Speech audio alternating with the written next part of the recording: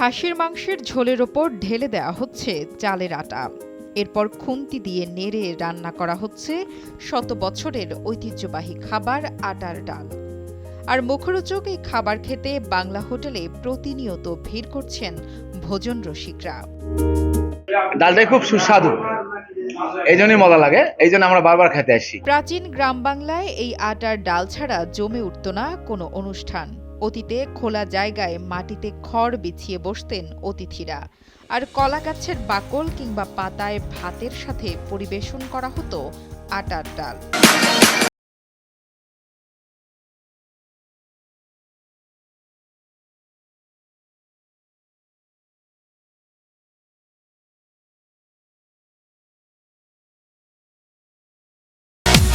বিভিন্ন অনুষ্ঠানে মজলিসে যে ডাল খেতাম, এখন আর ওই ধরনের বড় মজলিস আর গ্রামে হয় না।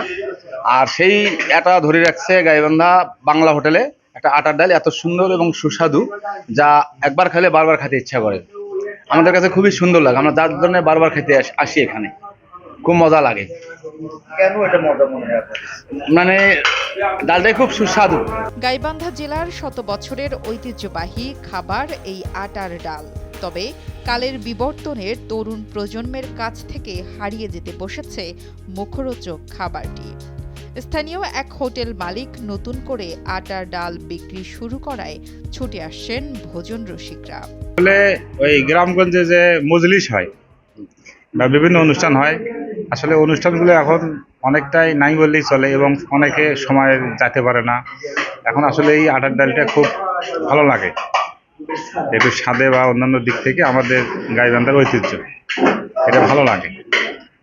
এই জন্য হোটেলগুলোতে আসলে গ্রামের যে পুরাতন ঐতিহ্য ম্যাক্সিমাম জায়গাতে এখন এগুলো চলে আসতেছে।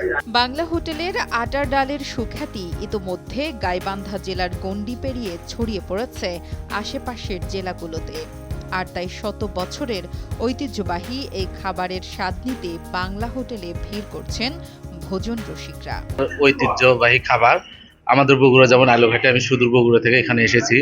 এখানে আমি দেখি যে বিভিন্ন মজলিসে শীতের ভেতর যেটা হয় আটার ডালটা ভালো হয়। এখন ঘরোয়াভাবে তো এটা হয় না, রান্না করতে গেলে অনেক মশলা লাগে, তারপরে অনেক প্রসেস আছে, মানে অল্প ইয়েতে আর কি হয় না। তো এই ঐতিহ্যগুলো হোটেলে নিয়ে আসছে নতুনত্ব, এটা আমাদের কাছে খুব ভালো লাগে। জীবিকার তাগিদে অনেকেই গ্রাম ছেড়েছেন, তবে ভুলতে পারেননি ছোটবেলার সেই আটার ডালের কথা। গাইবান্ধা জেলা শহরে এই খাবার পেয়ে যেন শৈশবকে ফিরে পেয়েছেন অনেকেই। মাঝে মাঝে খাইতে, যেহেতু গ্রামে এখন আর যাওয়া হয় না, এখানে হয়তো শহরে বসবাস করি, মাঝে মাঝে একটু খাইতে ভালোই লাগে। একসময় ঢেঁকিতে ডাল প্রস্তুত করা হলেও এখন মেশিনে চালের আটা তৈরি করা হয়। গরু বা খাসির মাংসের সাথে সেই আটাই ব্যবহার করে তৈরি করা হয় আটার ডাল।